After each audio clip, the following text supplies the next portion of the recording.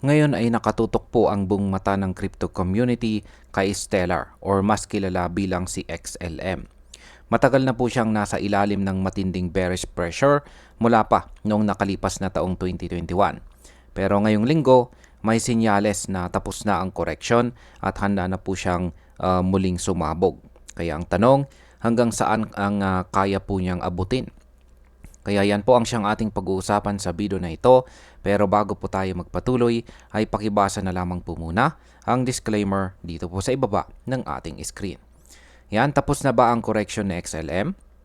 Sa loob po ng mahigit 2 taon, nakakulong po sa XLM sa isang matibay na descending resistance trend line.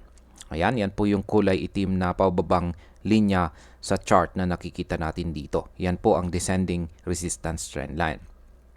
Ilang beses na po siyang sumubok na makawala rito pero lagi po siyang nabibigo.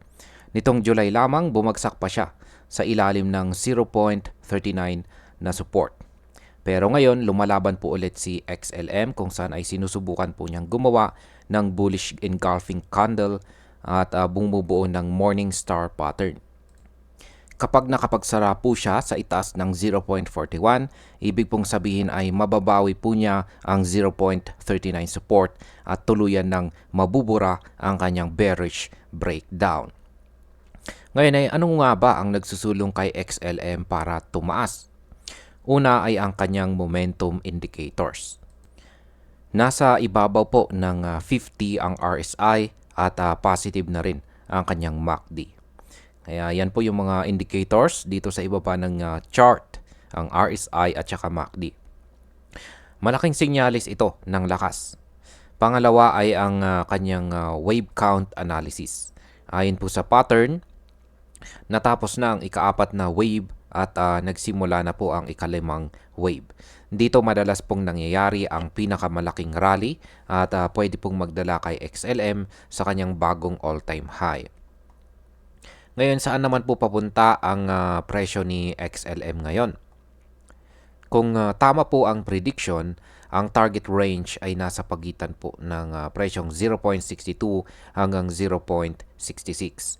Ibig pong sabihin ay posible pong tumaas ng halos 65% si XLM mula sa kanyang kasalukuyang presyo. At kung mangyari po ito, magiging pinakamalakas itong upward movement ngayong cycle na ito. Yan ang aking opinion naman po rito ay malinaw po ang laban ngayon. Kung mananatili po sa XLM sa itaas ng 0.39 hanggang 0.41, handa po siyang sumabog at muling ipakita ang kanyang lakas.